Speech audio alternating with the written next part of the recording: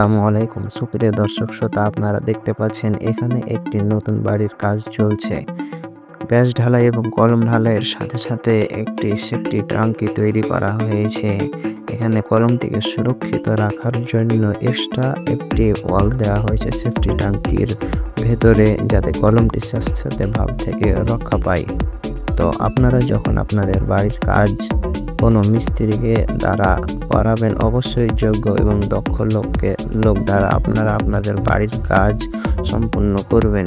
এবং আপনাদেরকে একটি পরামর্শ দেব, সেটি হলো অবশ্যই আপনারা বিল্ডিংয়ের প্ল্যান তৈরি করবেন, এরপরে আপনারা কাজ শুরু করবেন। তাহলে আপনারা বিভিন্ন ধরনের ক্ষতি থেকে রক্ষা পাবেন। এমনকি যেখানে যতটুকু দরকার ঠিক ততটুকু রড ব্যবহার করলে আপনারা কিছু টাকা সেভ করতে পারবেন। আর আপনারা অবশ্যই এই কাজগুলো দক্ষ এবং অভিজ্ঞ মিস্ত্রি দ্বারা পরিচালিত করবেন, তা না হলে আপনাদের কাজের কোয়ালিটি খুব একটা ভালো হবে না।